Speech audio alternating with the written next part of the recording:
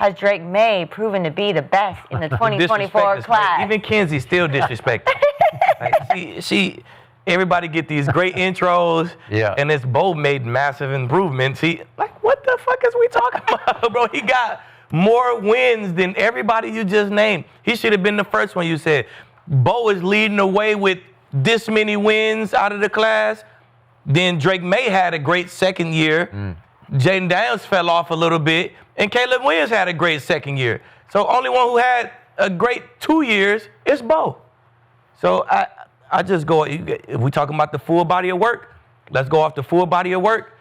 Drake Maye, you in the chip. My dog got hurt on some bullshit. It was. I mean, he the only one with 2 playoff appearances right now with, let me see, what's that, 14? What he had last year, 10 or something, or 11 wins? He got 25 right now. He had 25 wins, bro. I don't know if any of the other guys even close to that. So my opinion don't change, man.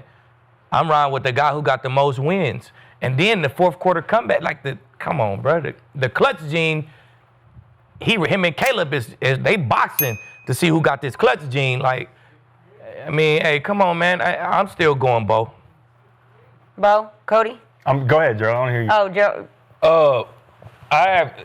It's too early to decide, to say who's who and what's what, because they in year 2, and they all have done something significant in the first 2 years. Bo ain't missed the playoffs and got his team to the AFC Championship. I don't care who started the AFC Championship. Bo got his team to the AFC Championship. We seen Caleb jump where all of us at one point said, this dude, if he get his head on straight, he could be one of the best, if not the best in the league. Jayden Daniels took his team to the NFC Championship. Who am I missing? Drake Maye. He got 2 Pro Bowls. He's a MVP finalist, and he about to be a Super Bowl. He went to the Pro Bowl last year? Yeah, he got. He was on it. And then we talking about Shador? Yeah, he got.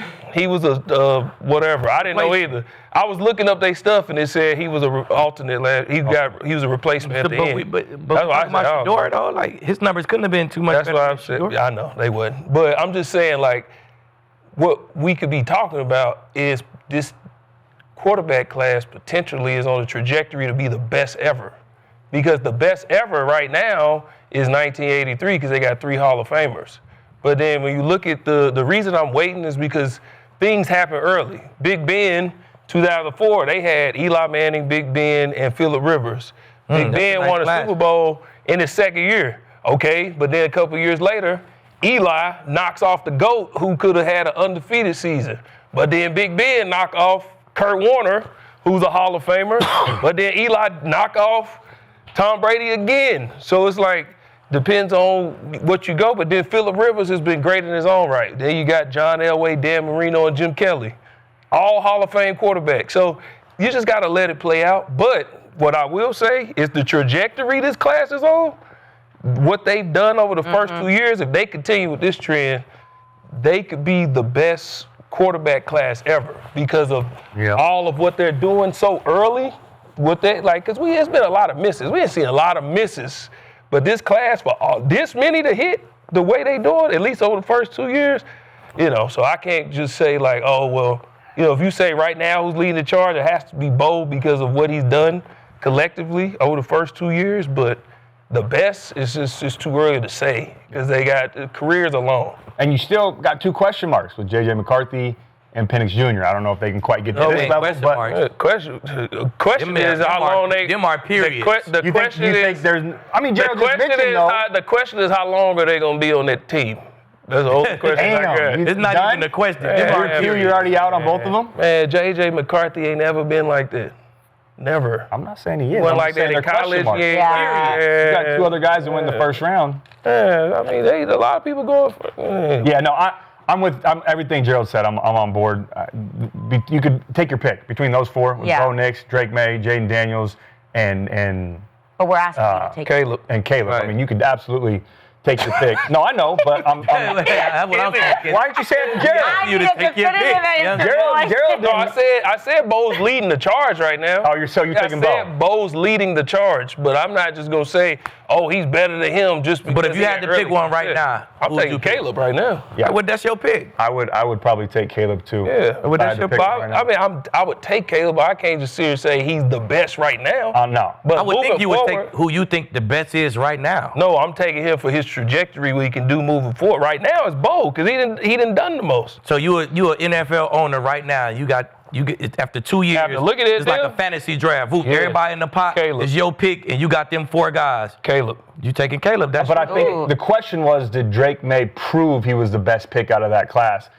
To Gerald's point, I think there's still, like, time will tell. We don't know. If he wins a Super Bowl, then yeah, you'd have to argue he is, as of right now, the best pick in that class. Yep. That could change as time goes on. But, Yeah. I mean, all of those guys deserve their credit. Jayden Daniels, what he did as a rookie, me and Skip have talked about this before. It's probably the best rookie season It just was. you've ever seen. I mean, Yep. 3,500 passing yards, 30-plus total touchdowns, only 10 interceptions. He was 4th in QBR in the entire NFL. And then in the playoffs when it matters most, he goes to Tampa. They got to the NFC Championship. Beats Baker Yeah, he with the did. Bucks, and then he goes and beats Detroit, who was the number 1 seed, played great in that game.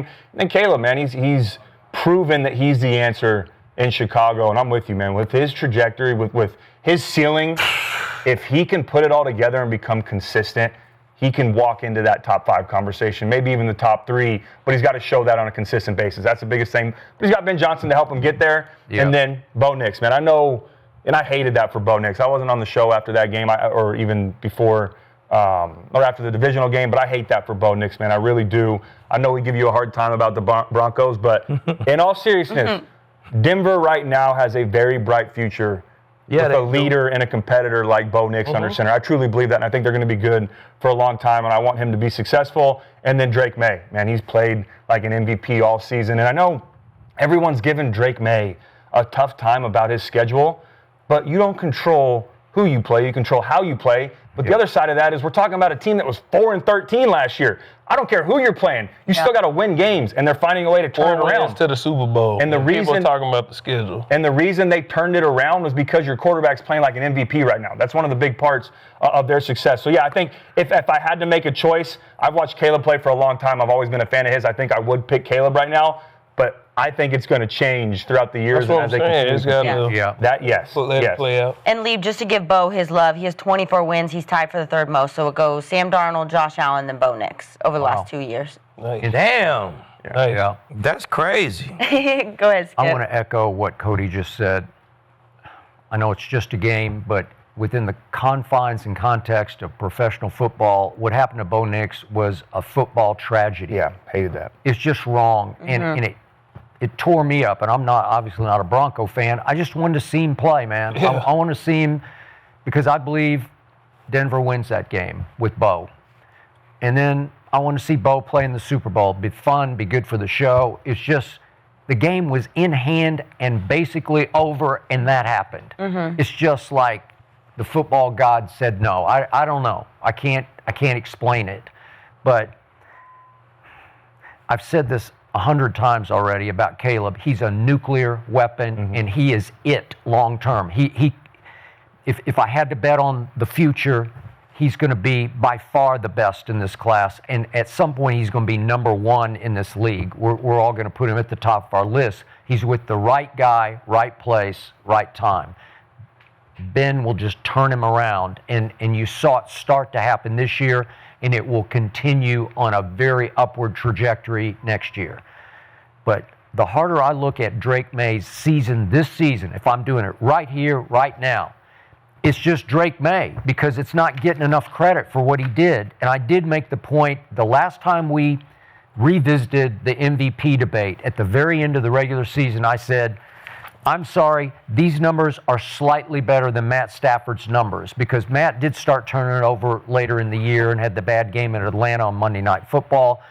And, man, Drake Maye by far led the NFL in completion percentage. It's just hard to do, and it's 72%. It's ridiculously good. 259 passing yards a game. He's not dinking and dunking. He's lighting people up. That was the 4th best yards per game, passing yards per game. And then 31-8 touchdowns, interceptions. 31 was third in the league.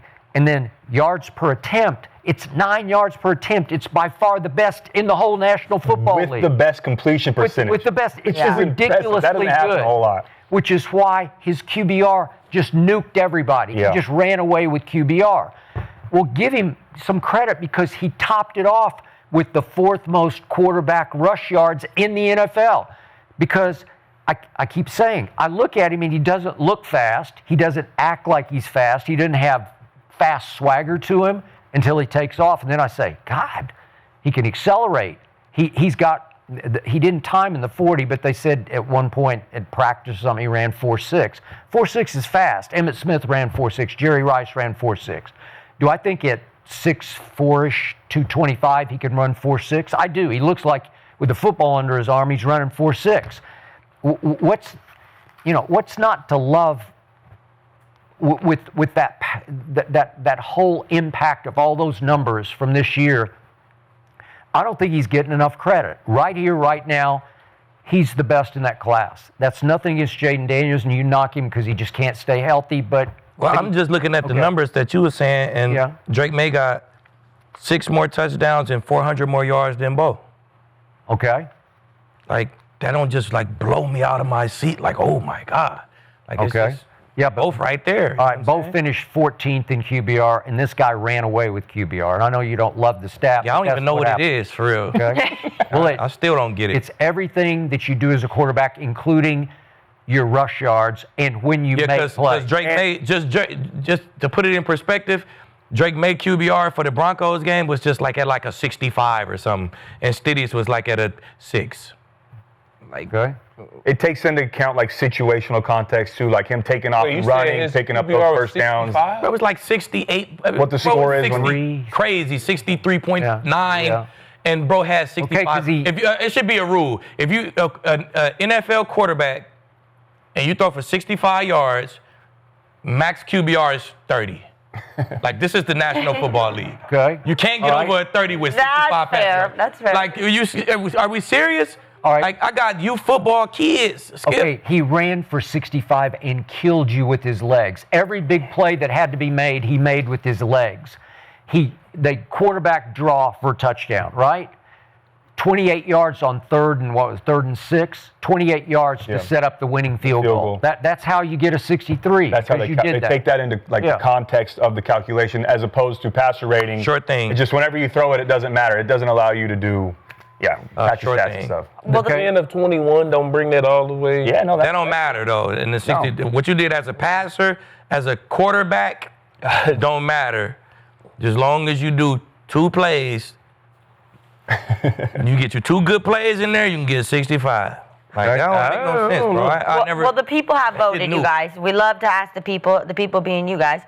We have Caleb Williams, number 1, but right behind him came Drake Maye, then Jayden Daniels, and last was Bo Nix, which I disagree with completely. Hey, I love it. Yeah, I'm going to go with Drake Maye top, second close by Bo Nix. And then Caleb. Where's J.J. McCarthy and Michael Penix? Hey, Cody, bro, they got a question mark. Hey, I never believed in J.J. McCarthy just like you, but I think J.J. McCarthy's I'm a former quarterback. Give those guys a chance to develop, man. Hey, you only brought him up because he got your guy out of Minnesota. Give him a chance. I just go off the wins. The wins. One guy got way more wins, and then there's one guy who got way more touchdowns, and there's one guy who got way more everything, but he's not number 1. But this, to Gerald's point, this is how good this class is that we could sit here and everybody can make their own case. And you're like, all right, I hear you. Like, okay, I can see that. We've seen some good. I don't know if we've seen really good draft classes as quarterbacks, but I don't know if we've ever seen this many in the first round, and all of them are playing this well this early. Yeah, that's like true. collectively. Right. So that's why I said the trajectory of this class, if they can keep, because you got to think, we're ushering in the new wave. A-Rod is really the last of the old wave, and then Stafford, once he gone, then it's like, so we need a new crop of guys to carry the league forward, and that's what this group is doing right now. So. Yeah, and by the way, on J.J. McCarthy, I mean, he went to Detroit and beat the Lions when it was a big deal. And then he came to Dallas on Monday Night Football and just threw a party on us. So I've seen flashes. I think he can be pretty great.